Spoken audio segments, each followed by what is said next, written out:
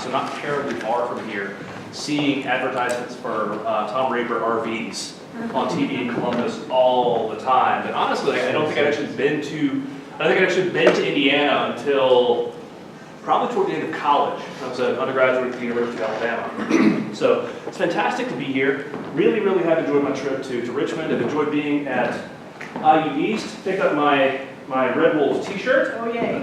All right, darn right. Which at a $14.99 plus tax will, I hope, make tonight's trip to the airport a little bit more comfortable. I might have a couple of things to say about this. Because one of the things that I study is the changing structure of the retail sector in American economic history. And the biggest change to the structure of the American retail sector in about the last half century or so has been the development of mass market merchandisers like Walmart, Kmart, Target, and Costco. And we've studied Walmart specifically because first, Walmart has been something of a political football for the last couple of decades. It's been decried by many as the emblem of sort of low-wage, neoliberal global capitalism. If you watch the show South Park, about, like I was saying earlier, probably 14 years ago now, they ran an episode on Walmart in which we get this still picture. You see big, sinister, bad, off in the distance, evil, job-taking, price-cutting, society-destroying Walmart. Well, we decided to look into the data and see whether these kinds of claims are consistent with sort of underlying on-the-ground empirical reality. And there's a lot of different aspects of Walmart that my co-authors and I have studied, that a number of other scholars have studied, including, for example, the impact of Walmart on wages, the impact of Walmart on prices, the impact of Walmart on output, the impact of Walmart on quality, the impact of Walmart on more social kinds of things, like what we call social capital, how frequently you have dinner with your friends, or your values, how frequently you go to church or visit casinos, or something like that, because presumably, free market capitalism generally, and Walmart specifically, might have some effect on people's propensity to do these things, your leisure activities, your health, and access to goods and services and all sorts of stuff. So what I'm going to do for probably about the next 30-35 minutes before I move into the more explicit question and answer session, and I'll say kind of by way of digression, so we'll do this economics seminar style. So if you have any questions at all, feel free to stop me. Set your phasers on kill. Ask hard questions. Okay. And again, like I said, if there's anything that I say that you would like clarified, feel free to fire away. Don't wait for me to say question and answer session or anything like that. So I'm going to go through a lot of that, and I'm going to wrap up by saying a few things about what's becoming the Walmart, or the Walmart controversy of more modern times, and that's Amazon. So you might have heard about Amazon saying that they are going to no longer pay anything less than $15 an hour. Well, we'll say a couple of things at the end of our time together today about what that implies about how labor markets work and whether, in fact, this new policy that Amazon is pursuing is really going to be that much better, or really going to be very good for workers. Before we do that, let's start talking about Walmart. So Walmart's corporate emblem here. And we're going to consider a handful of different things related to Walmart and its effect on the American economy and its effect on the communities that it enters. And first and foremost, we'll talk about employment and wages. So, to read Walmart's press releases, Walmart says we're going to open a store and it's going to create 300 new jobs because we're going to hire 300 people. Okay, well that makes some sense. But if we step back just a little bit, we say, well, but they're also going to be competing with a lot of other outfits and a lot of other organizations that employ a lot of people. So how big is going to be the net job creation? And in the middle of the last decade, a scholar named Emmett Basker, who's currently in the Census Bureau, did some estimates of the relationship between Walmart and employment and found that there was a net increase in employment due to Walmart doing business. Some other scholars took a look at it. David Newmark at the University of California at Irvine and some of his co-authors looked at it, and they estimated that every new Walmart job, eliminated 1.7 jobs in retail. So every new Walmart job eliminated 1.7 jobs in retail, which is not necessarily a bad thing. Okay, it's not necessarily a bad thing. It says we're able to get more retail services using fewer labor inputs, less capital, things of that nature. And given how small retail is as a fraction of the overall employment, or as a fraction of overall employment in a county, it's almost certainly the case that at the very worst, with respect to employment, Walmart is probably a wash. So Walmart is probably a wash when it comes to employment. Okay? There may be a few more jobs, but it's probably not going to be that big. It's not going to be enough to matter probably that much with respect to a county-wide labor market. To put it in perspective, think about proposals to build stadiums, which everybody wants to do. Indianapolis just built a big stadium for the Colts, so I mean, 10 years ago now, maybe something like that, I forget. I grew up in Columbus, and toward the end of high school, Major League Soccer started. Now the Columbus Crew wants a new stadium. And people will often talk about how, well, a stadium is going to create all sorts of new economic activity, but it's such a small part of the local economy that it's probably not really going to matter that much.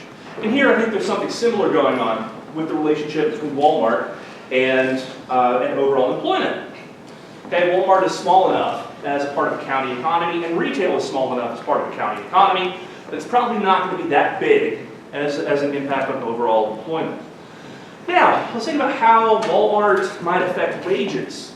Around the same time, a handful of scholars at the University of California at Berkeley argued, or they estimated that there's a reduction in retail wages for Walmart's presence of about $4.5 to $4.7 billion. Okay, nationwide, a reduction in retail wages of about $4.5 to $4.7 billion, which is an enormous amount of money, or at least it sounds like an enormous amount of money.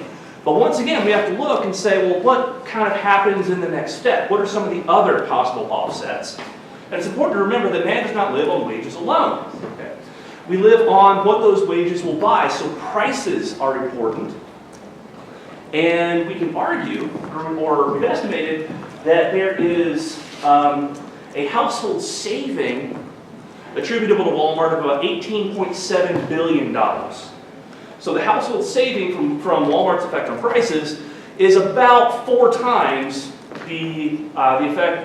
Walmart's effect on wages.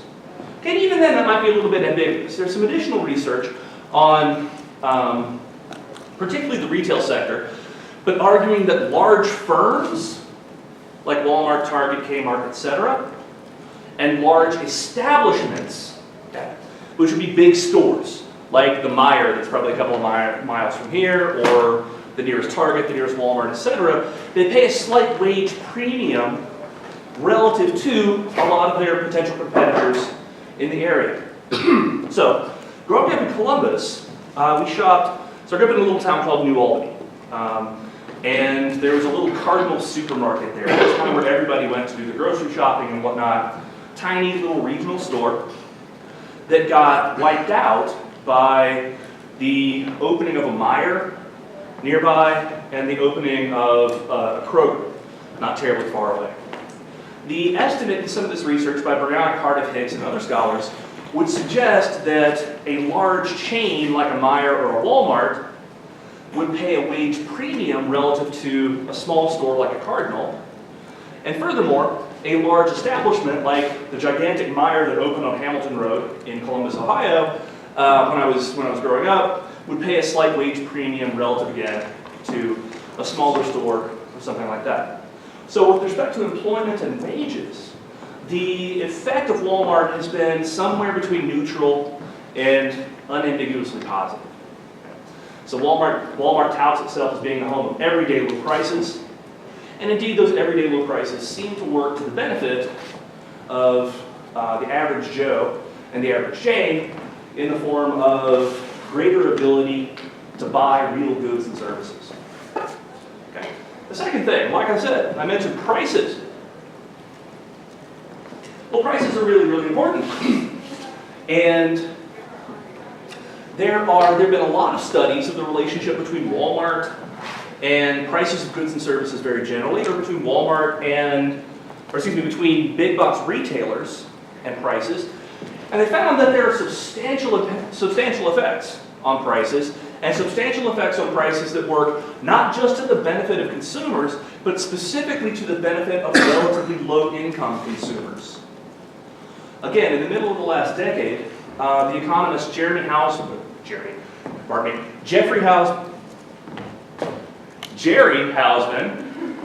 okay, I'll get this right someday, okay, and you'll see why I'm screwing this up when I mention his co-author, Ephraim Leibtag. Okay. So Jerry Hausman and Ephraim Leibtag do some estimates of the effect of big box stores like Walmart, Target, Costco, etc. on prices writ large. And they find that first, these stores have a big advantage relative to their competitors on prices. So when you go to Walmart, you go to Target, or you go to Costco, or you go to Meijer, you can expect to pay less for the stuff that you're buying. And second, they argue that the increase in well-being, what they call the compensating variation, the increase in well-being attributable to the price advantage that Walmart, Costco, Target, etc. have, is roughly equivalent to about 25% of what families spend on food. So it's as if, so having access to Walmart, Target, Costco, etc., it's as if you're getting a check roughly equal to about 25% of what you spend on food. And that's substantial, especially for low-income consumers. Especially for low-income consumers. Why? Well, because low-income consumers tend to spend a larger percentage of their budget on food than do higher-income consumers. So 25% of what a poor person spends on food is larger as a percentage of their annual income than 25% of what a rich household spends on food. So first, you have a reduction in prices that leads to increases in well-being for kind of everybody who buys food. Second, you have these gains being progressively distributed. Progressively distributed meaning that as a percentage of income, the benefits disproportionately accrue to people at the bottom of the income ladder. And there's even additional evidence to suggest this, or to suggest that this is the case as well. Back to Emmett Basker. In 2009, she and her co-author Michael Knoll published an article in which they looked at the effect of Walmart supercenters on grocery prices. They looked at the effect of Walmart supercenters on grocery prices. And they found that Walmart supercenters first have a substantial cost advantage relative to other grocery retailers. And that isn't terribly surprising. If we wanted to make a list of wonders of the modern world, one of those wonders would probably be Walmart's distribution network. They have a satellite in geosynchronous orbit above Bentonville, Arkansas. They know probably at every point in time exactly how many of everything they have on every shelf in all of their stores. And think about the last sort of stupid thing that you bought at Walmart, or the last sort of stupid thing that you bought at Target, or the last sort of stupid thing that you bought at Costco. I travel a decent amount, and one of the things that I do when I travel is I buy stuff for my kids. A 10-year-old son, 8-year-old daughter, 6-year-old son. And so when I travel, they want me to bring them something. And I was just in Tallahassee, Florida earlier this week, and yesterday morning went into a Target in Tallahassee and bought some Legos. And you can get like a little Millennium Falcon Chewbacca Wookiee Lego set with 92 pieces for $10. Okay? It is mind-blowing. It is mind-blowing how cheap it is to get high-quality merchandise at the Walmarts and Targets and Meijers of the world by virtue of the fact that they have such incredible distribution networks. So they have a fairly clear cost advantage. And in the case of the Walmart Supercenter, they have a fairly clear cost advantage over other grocery retailers. There's a spillover effect, though. Because other companies, other grocery retailers have to compete with Walmart Supercenters. And how can they compete with Walmart Supercenters? They can do a lot of things. But one thing they can do is cut prices. And according to Basker and Knoll, there are I want to say, if I remember correctly, 1 to 1.5% reductions in prices at competing grocery stores attributable to Walmart Supercenter entry. And the biggest price reductions come primarily at stores that serve low-income consumers. The biggest price reductions attributable to Walmart's competitive presence come at stores that serve primarily low-income consumers. And how do they measure this? This is actually kind of clever. So they look at the names of stores, and if they have names like Save in the store, or Price Cutter, or Shop and Save, or Save and Buy, or Buy and Shop, or Buy and Save, or Buy and Price Cut, whatever. Okay? The kinds of stores, Save a Lot, for example, where relatively low-income consumers shop, that's where the price reductions are lowest. Or, not lowest, pardon me, largest. Now, very quick digression here, because we've also studied not just the effect of Walmart and Walmart supercenters, but also Costco.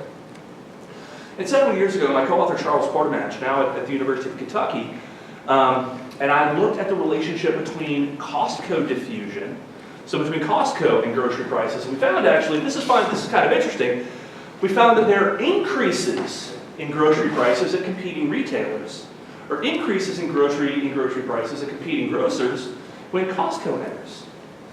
Which at first glance sounds a little bit odd. How many of y'all are in an econ class? So this sounds like a straight up contradiction of the law of demand, right? We have an increase in the supply of goods and services. Well, if we increase the supply of goods, then we should move along the demand curve. If we move along the demand curve, price should fall. We actually observe slightly higher prices. This means you've been lied to, right? About the law of demand. Well, no, not necessarily. Not necessarily, because again, there are a lot of different ways for firms to compete with other firms in response to competitive entry. First, a lot of stores can compete with Costco by providing higher quality. Provide a higher quality shopping experience. And we'll say a couple of words about that here in just a minute. So maybe a lot of previously unpriced or unexplicitly priced local shopping amenities end up being improved and get reflected in slightly higher prices as firms cater to perhaps higher-end shoppers.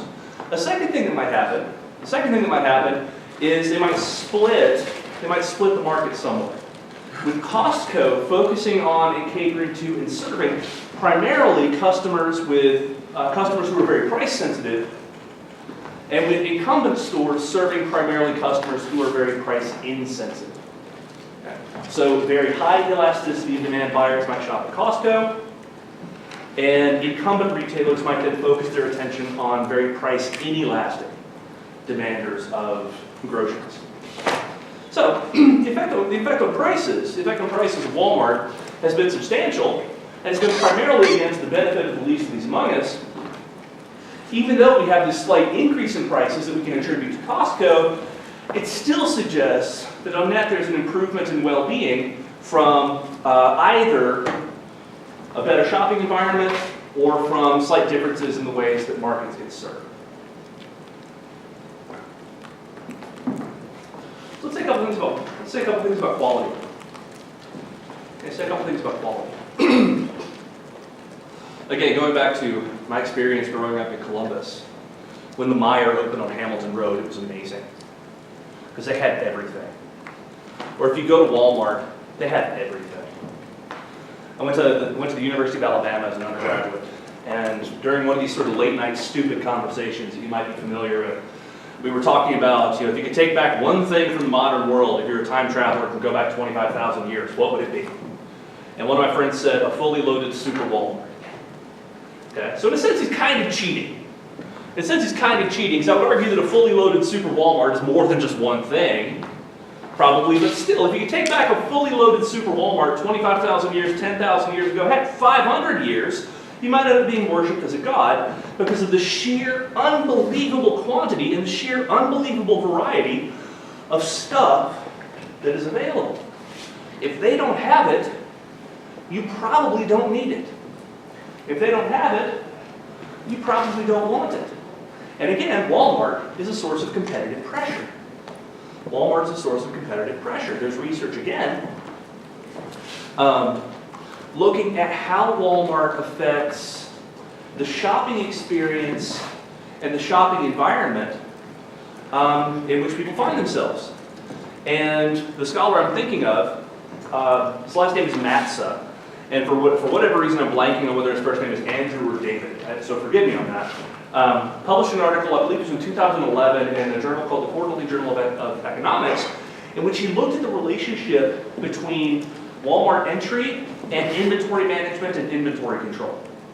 Because there are a few things that are as annoying as going to the store and them not having what you're looking for. There are a few things that are as annoying as going to the store and them not having what you're looking for.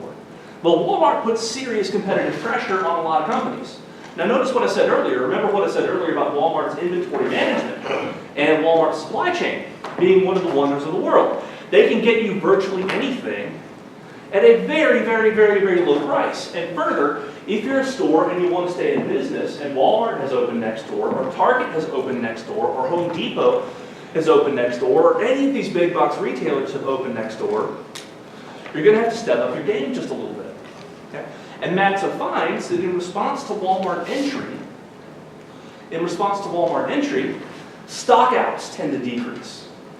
So the probability that a store runs out of inventory, the probability that they run out of something, the probability that you really need to buy salad dressing and you go and they're out of salad dressing is a lot lower as a result of Walmart's presence, as a result of the fact that Walmart is there to do business. And why, of course, would mom and pop's local store make sure that they have salad dressing in stock always and everywhere and all the time?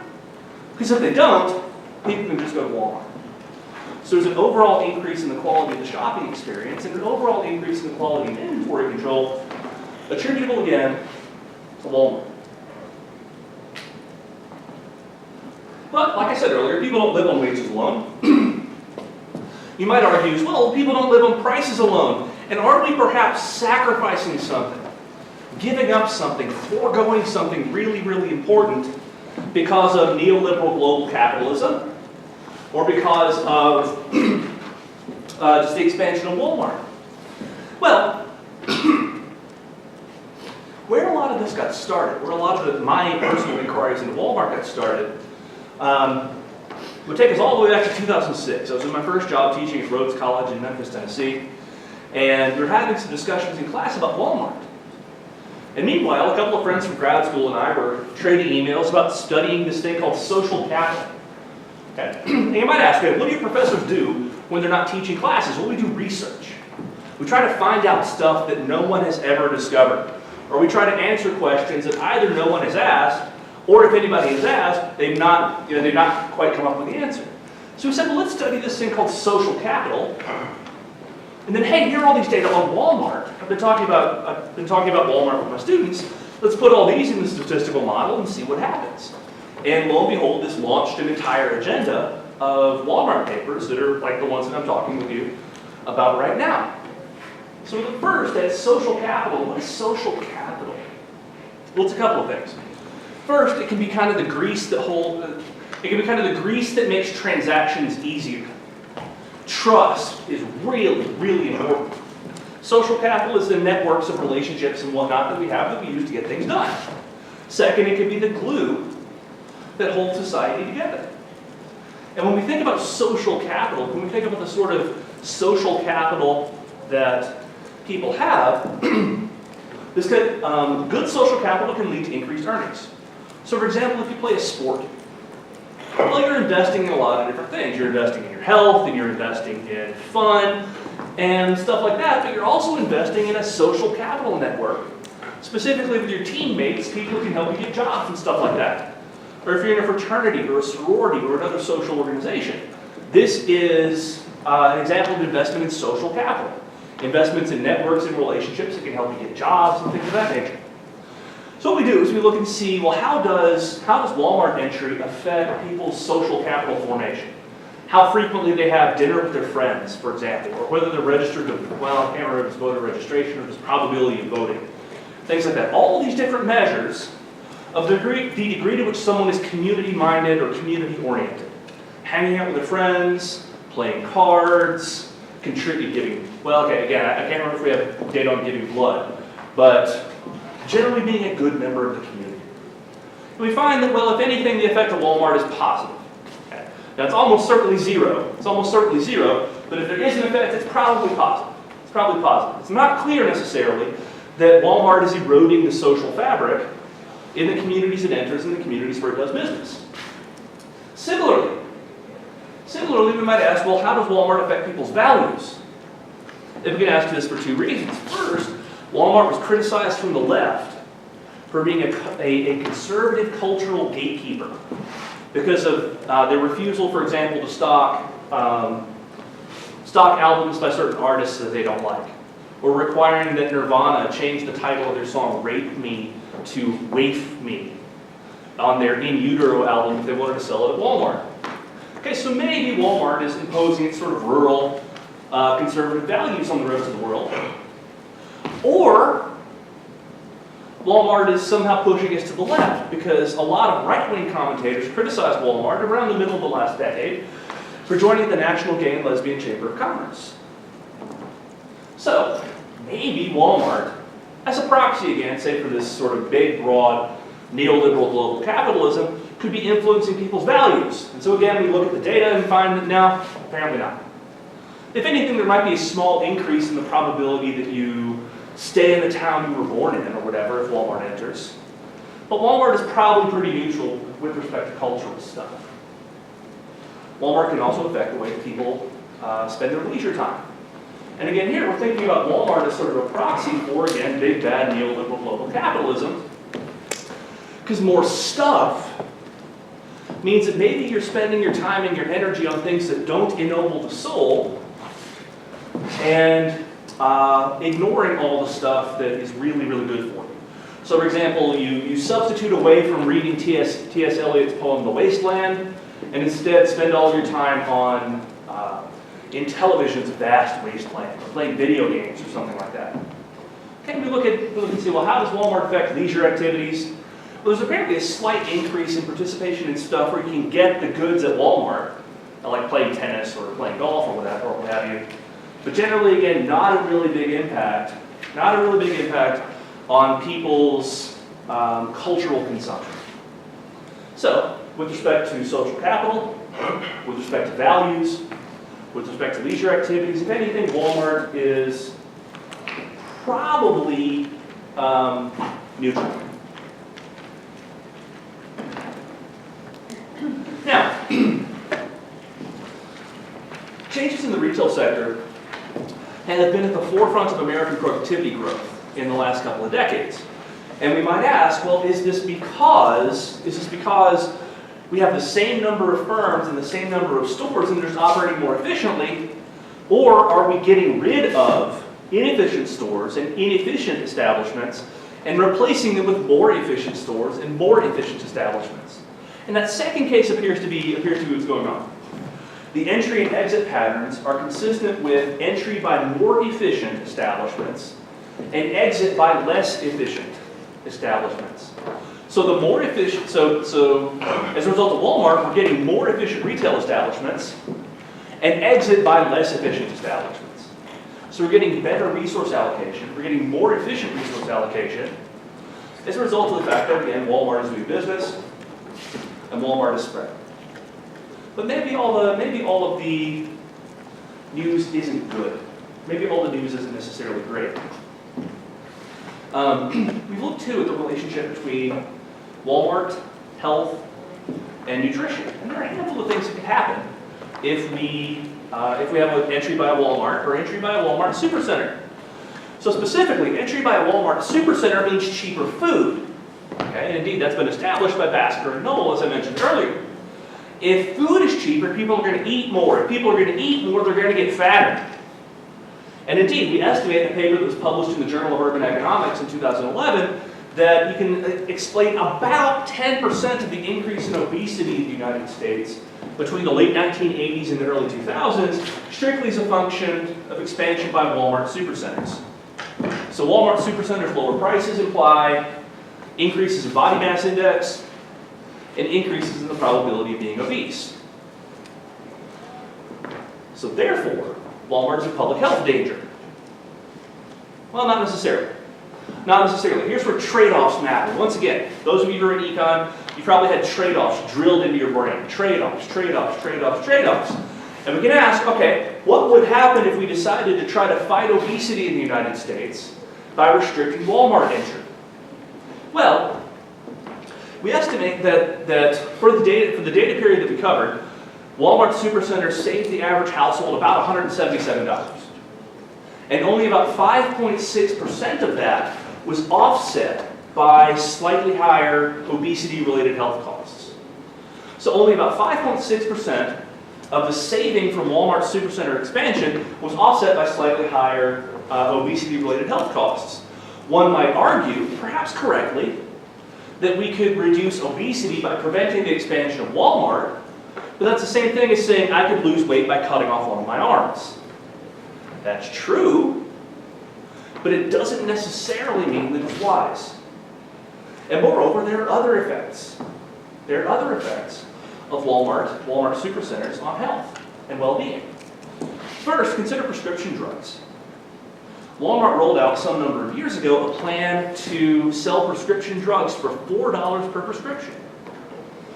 $4 per prescription, this is remarkable. It was a big reduction in the price of prescription drugs. And indeed, the $4 prescription drug plan reduced the probability of hospitalization. How did this happen? Well, first, Walmart is offering cheaper drugs, so people are going to Walmart to get cheaper prescription drugs. Second, competitive pressure from Walmart means that CVS, Walgreens, and everybody else is offering lower prices on prescription drugs. Since they're offering lower prices on prescription drugs, people get more prescriptions, they're more likely to actually take their pills, it increases health outcomes, and lowers the probability that people are hospitalized. So if you look strictly at health, making it hard to open a Walmart because you want to fight obesity might reduce the probability that people in the area are obese, but it will also increase the probability that people in the area are hospitalized because now they're paying more for prescription drugs. Furthermore, one of the major problems facing the poor in the United States is what we call food insecurity. Food insecurity. And food insecurity is basically the idea that you don't have access to high quality, relatively nutritious food. There are measures of food insecurity where the government sends out a survey that says, ask questions like, in the last month, have you skipped a meal because you didn't have enough money for food? In the last month, has one of your kids gone hungry because they didn't have enough money for food? Okay, you guys are in college, so a lot of you probably understand, you probably have at least a little bit of experience with food insecurity. Spring of my sophomore year, spring of my freshman year of college, I got to a point where I was out of cash, and all I had was a jar of peanut butter and a bag of sugar. So my meals for a day consisted of me dipping a spoon in a jar of peanut butter, then dipping the peanut butter in the sugar, and eating that. That's an example, perhaps, of what we might call food insecurity. Now, granted, I was making a lot of really stupid choices of how I use my money, so you shouldn't necessarily feel bad for me about in this sort of circumstance, in this sort of scenario. But increasing people's access to Walmart supercenters and the competitive pressure from Walmart supercenters reduces the probability that people are food insecure. Okay? It gives them access to calories. It gives them access to food. It gives them access to nutrients. Again, it helps to solve, not entirely, but it helps to solve a little bit, this problem of food insecurity that plagues, in particular, a lot of people who are of relatively low incomes. So with respect to health, nutrition, overall well-being, there might be a slight increase in probability of obesity. Okay? And I myself am probably walking testimony to that. But we have cheaper prescription drugs and fewer hospitalizations, and reductions in food insecurity as a result, again, of the fact that Walmart's able to do business. Now, a lot of this gets back to fundamentally questions of creative destruction and how an open economy or an open society works. Okay? People are able to discover cool new ideas and cool new ways to do things, and thereby increase people's access to goods and services and reduce the cost of providing those goods and services. So, in the 1950s, there was a lawyer in San Diego, California named Saul Price. And as a result of a real estate deal, he ended up with some land in San Diego. And some friends at one point had taken him up to Los Angeles where he'd seen a store called Fedco. And Fedco was a warehouse club store in Los Angeles that sold they sold goods to federal employees at relatively low prices, steep discounts. And one of the things that Saul Price noticed was that there were a lot of people who were making the drive from San Diego to LA just so that they could shop at Fedco. And so he thought, well, I bet one of these Fedco places, if we could open one in San Diego, would do quite well. So he asked the Fedco people, hey, can I open a Fedco in San Diego? And they said, no, you can't. Not to be deterred, he came up with another idea, and he opened his own store, a warehouse club. He called it Fed Mart in San Diego, and he sold to government employees at steep discounts. And he made a lot of money doing this. His second store he opened in San Antonio, again, selling primarily to government employees at steep discounts. And he made lots and lots and lots and lots of money doing this. Over time, Saul Price got pushed out by a handful of investors. So he got pushed out of his own store, FedMart.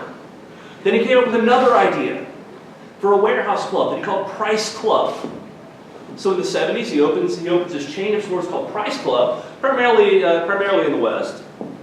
And Price Club was great. You could get high bulk, high value items at very, very low prices. You can go and get samples, and it was just wonderful. And there's a guy in Seattle named Jeffrey Broadman who said, hey, this Price Club idea, that looks really, really interesting. Hey, Price Club people, can I open a Price Club in Seattle? They said, no, you may not. We're not going to open a Price Club in Seattle. So he said, okay, that's fine. And he hired an executive from Price Club named Jim Senegal, and then he opened a store called Costco.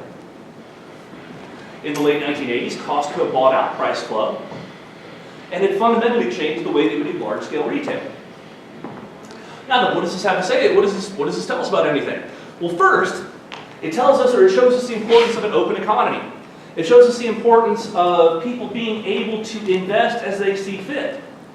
Even if, in the case of Fedco, they say, yeah, no, you can't open a Fedco in San Diego because it's not going to work. Well, great, he can open his own thing and compete. Or, in the case of Costco, when Jeffrey Brotman says, hey, can I open a Costco, can I open a Price Club in Seattle? And they say no, he can say, okay, that's fine, I'm going to hire one of your guys and I'm going to start my own thing. In the case of Walmart, we have a somewhat similar story. You have Sam Walton, who is running Ben Franklin 5 and dime stores. He learned a ton of stuff about retail while he was in the military. And he thought, you know what, I could do really, really well if instead of going through my sort of contracted suppliers, I were to cut out the proverbial middleman and go directly to the manufacturer. And he got in trouble with the company that he was doing business with. The parent company was, I believe, was called Butler Brothers. And after a while, he ends up out of Ben Franklin 5 and dime stores, and he opens Walton 5 and dime in Northwest Arkansas, and the rest is history. So we get lots and lots of innovations. We get lots of changes in standards of living. We get improvements in employment and wages. We get reductions in prices. We get improvements in quality. We get, at the very end, a neutral effect on social capital, values, and leisure. We get more efficiency. We get better health outcomes as a result of allowing people to buy, sell, trade, and innovate as they see fit.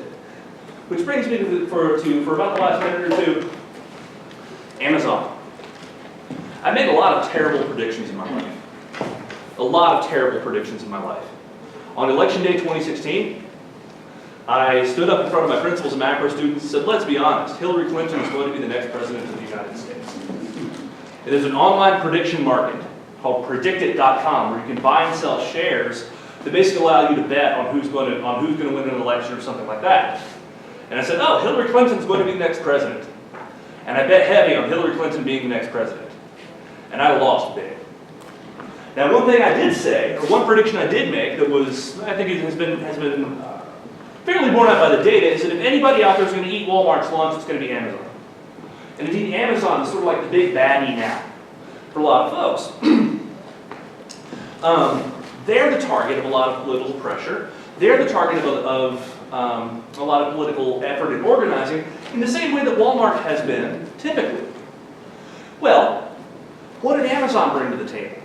Well, they changed the way fundamentally that people shop in much the same way that Walmart changed the way people shop, and in much the same way that Costco, before the Price Club, and various other places changed the way that people shop.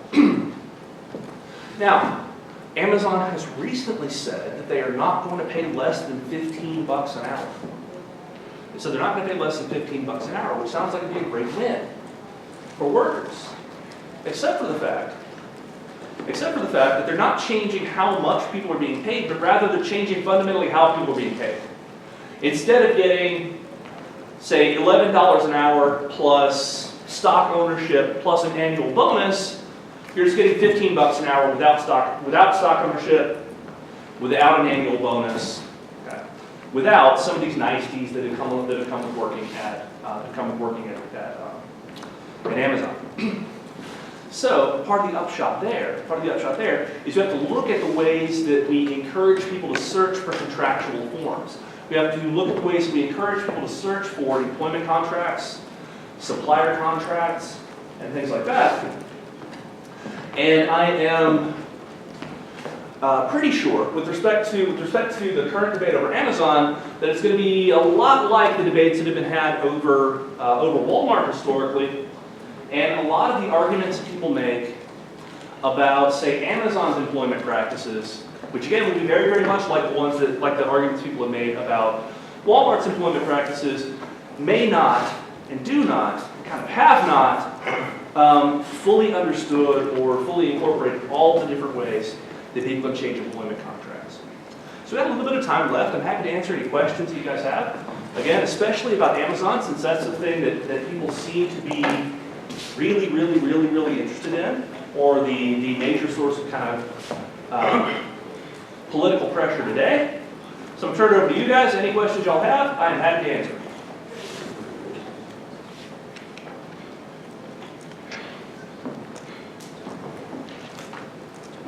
Yes? I have a question about Amazon. My daughter works for Whole Foods. Okay. Amazon, actually Dublin, Ohio. So Yeah. Okay, yeah. So the thing that you just told us that they're no longer going to do stock options, or but was that ever throughout the organization, or was that sort of at a certain management level? Yeah. So this is So for lower level employees, as I understand Amazon's compensation practices, they had bonuses at different levels, and then they had a stock ownership plan where if you're with the company for a couple of years, you get a certain amount of stock or something like that. Or there are all sorts of other benefits. Long story short, wages are only one part of an employee's compensation package. And what Amazon has done, and this is consistent with a lot of what we know about how competitive labor markets work, they've increased the attractiveness of one aspect of the employment package, which is paying higher wages, but they've eliminated some other stuff that's slightly harder to see. In the case of Walmart, it's a mistake, or it would be a mistake, I think, to look just at hourly wages and say, well, this is all that Walmart offers. Because again, there's an awful lot that goes into employment compensation beyond just the dollars on the paycheck. Walmart offered employee stock ownership options, flexibility in scheduling, things of that nature. So one of the things that intrigues me most about the current discussion of Amazon is going to be the degree to which we will probably see that, yeah, these are fairly competitive labor markets, and the actions Amazon is taking is consistent not necessarily with market power on the demand side for labor, but rather with them just changing up people's employment compensation. And I'm not really sure how that's going to happen up and down the Amazon/Whole Foods employment ladder, but even at the proverbial bottom, they're funding the increase in wages by reducing other benefits. I worked at a Camelot Music in Columbus when I was in high school, and one of the benefits of working at Camelot Music was a very, very, very steep discount. Very, very, very steep discount. And had the city of Columbus come along and said, you've got to pay these guys $8 an hour, then okay, Camelot might have said, yeah, fine, but no more employee discounts or something like that. That's a lot of, that I think is a lot of what's going on with Amazon.